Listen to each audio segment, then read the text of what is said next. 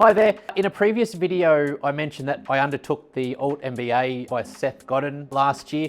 I'm not going to get into the detail of that again, that's in the previous video, but one of the aspects I wanted to talk about was a particular task that we were assigned within the course itself, which was essentially coming up with 100 new business ideas in 45 minutes. We had a team of 4 to try and get this done, and whilst it was a bit of a mess in terms of how it all came together, there are a few takeaways that really stood out for me after the fact, and I'm not too sure whether or not this was the purpose of the exercise itself, but having sat through it and then reflected on how it played out, there are a couple of things that came to mind. The first one was how productive you can be in a creative setting when immediate sort of criticism or critiquing or assessment for feasibility and practicality aren't actually part of the conversation. So given that we were so tight for time in order to get this thing delivered, we didn't have the luxury or the bandwidth to sit around and critique every idea about the pros and the cons and whether or not we thought it was going to work and the practicality and all that sort of stuff. It was just a case of coming up with ideas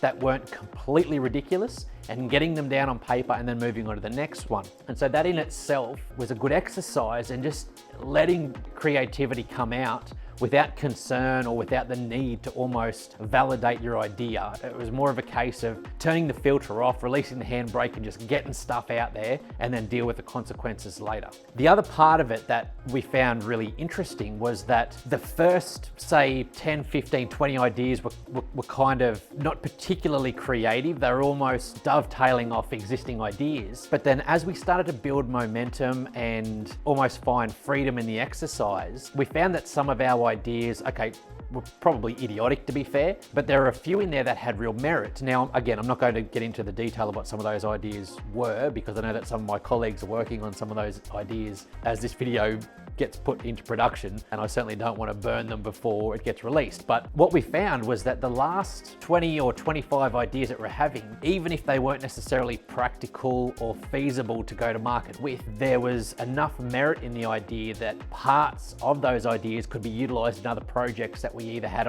in the pipeline ourselves or that could be used down the track for further projects. So the first, as I say, 20 or 30 odd were just not very interesting. By the time we got towards the last 20, 25, 25%, we found that the ideas really were quite interesting to revisit and had potential. The third takeaway is that just as an exercise, it was really useful in, unblocking the resistance to want to be creative for fear of the other stuff that comes with it. So, the idea of being creative is fine, but inevitably, particularly in a business setting, it's going to be met with a rebuttal from somewhere. And maybe the paranoia or the concern or the defensiveness about needing to justify your idea may lead to the restriction in what those ideas are.